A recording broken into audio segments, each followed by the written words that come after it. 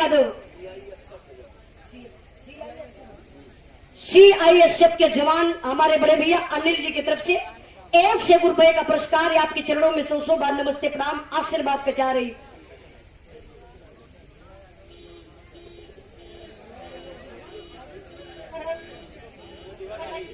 मुन्ना यादव क्यों जरा छो दे थोड़ा वो बोलने लगी, थोड़ा सा सफारी से दूरे हो जाइए। जानत या हाँ थोड़ा सा ऐसा तेज करवा तो तुरंत बोली कि दूसर के तोरे गाड़ी के छुबता, बड़ी समस्या हो जाती ऐसे।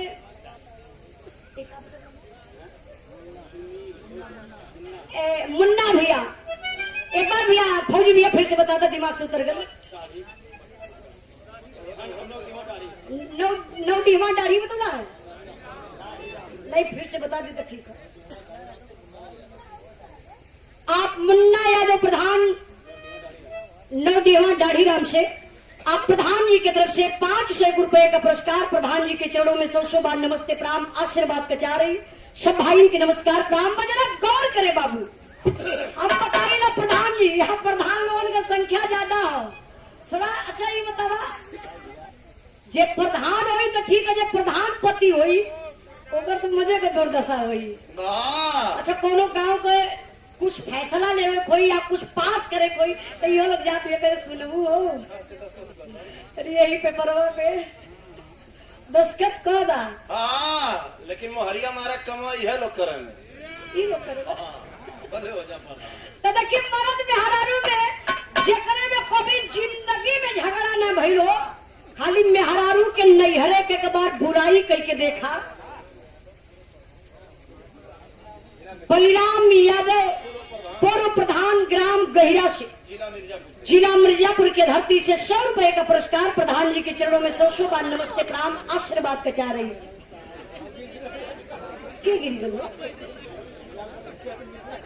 अरे नहीं कोनो बात ना, क्यों गिर जला तो मजा ना जला पर हेल्प कर उठा दे कोनो बात।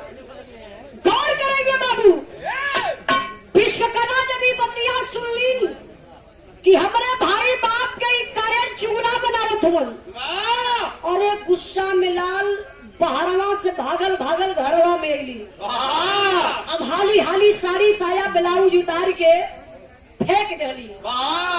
शरीरिया पे से तू चुप रह जा, अब मत बोला। अब शरीर का साड़ी साया ब्लाउज फेंक के अब लग दे नई साड़ी साया ब्लाउज पहिर के अब तैयार हो गई। जौन पुरान कपड़ा लस्ता रहल विश्वकला एक गठरी बनाई के आ यही कखिए तर दबावत है, तब ले विश्वकर्मा भगवान घर में दरदरायल चल गई। देखा कहना लगत बा देवी गरम हो गई, नाराज हो गई, अथवा जोड़ के कहना कहा देवी नाराज हो गई। एगो हमार बतिया माना हम मजाक तो से कैली है, तुम्हार भाई बाप बहुत बलवान हुआ, बहुत अच्छा हम एक आपको हथियार बना के दे दे, विश्वकला काली तुहार हथियार फूक दा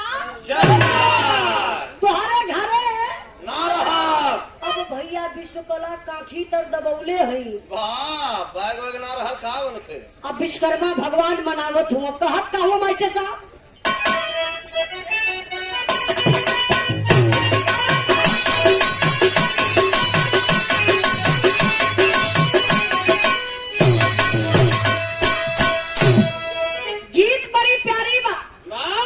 माता बहन लोग बैठल बनी। नवरात्र परमहंस स्वामी परमहंस अड़गड़ानंद महाराज सदगुरु भगवान के अवतार इस धरती पर किसने हुआ है? एक ना चीज याद कर रहा है मालिक के भजन के भाव से। क्या कहना मास्टर आओ।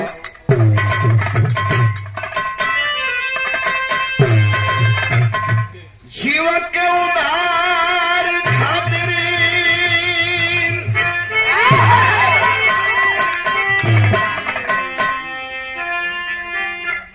शिव के उदार खातिर अवतारी अड़गड़ स्वामी जी हो। अरे अड़गड़ स्वामी जी हो करल उधार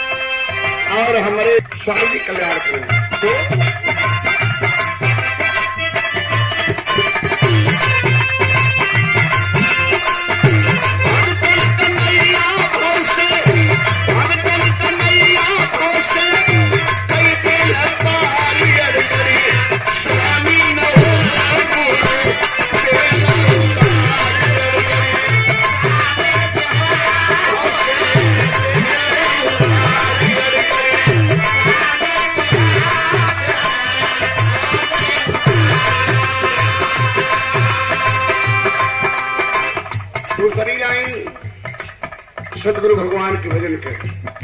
एक भजन हम बोले ही और आश्रम में ना जितना भक्त रहो सबके घर में सबके मोबाइल पे बजे आज भी जीवराम दल जिंदगी बनाओ न गुरु, अंधियारे घर जीना जलाओ न गुरु।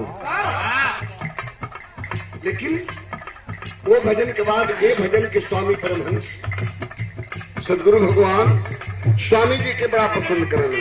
कैसे मैं बाबा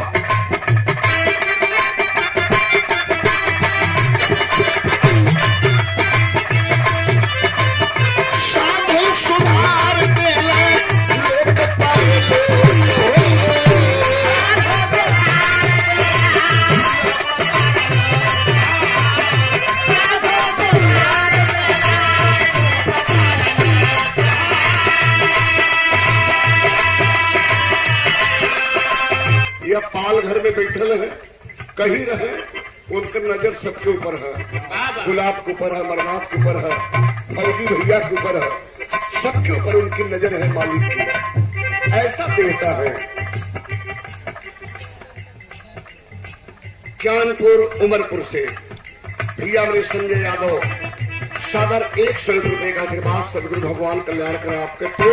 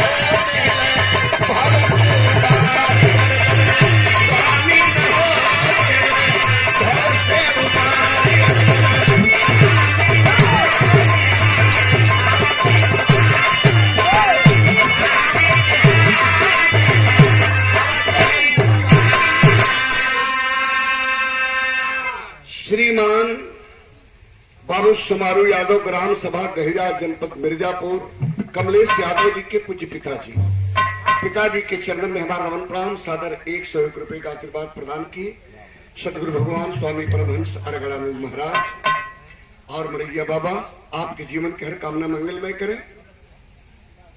आइए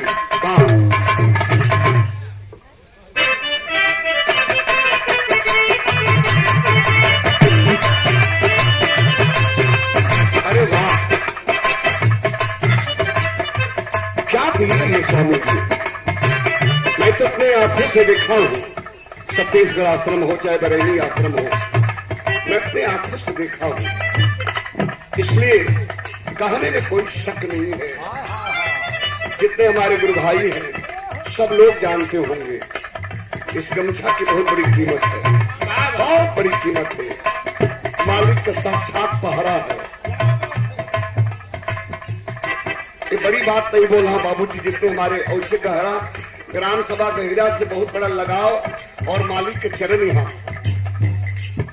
हमरे कभी जी बताओ तो रामविलास स्वामी जी आए मरैया बाबा और यहाँ जो आश्रम बना है साक्षात मालिक के चरण है। हम तो आए देखे तो धन्य हो गए। क्या बात बार ठेकेदार साहब साधीने के पुत्र देहला मेरा धन के दाना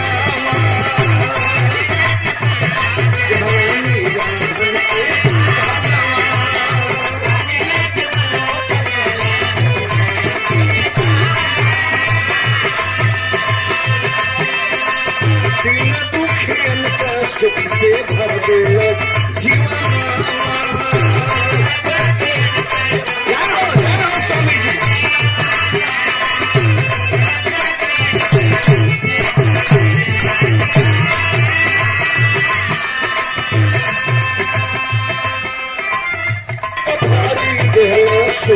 से जिया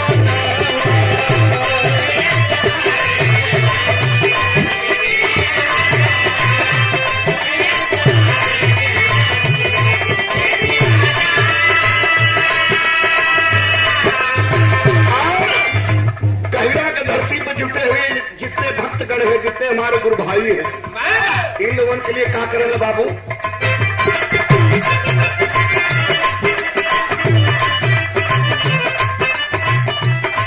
भागतन के दीना गीते, भागतन के दीना गीते, केवल समारी अड़बड़ी स्वामी जी हो, उधारी अड़बड़ी स्वामी जी हो, उधारी अड़बड़ी स्वामी जी हो।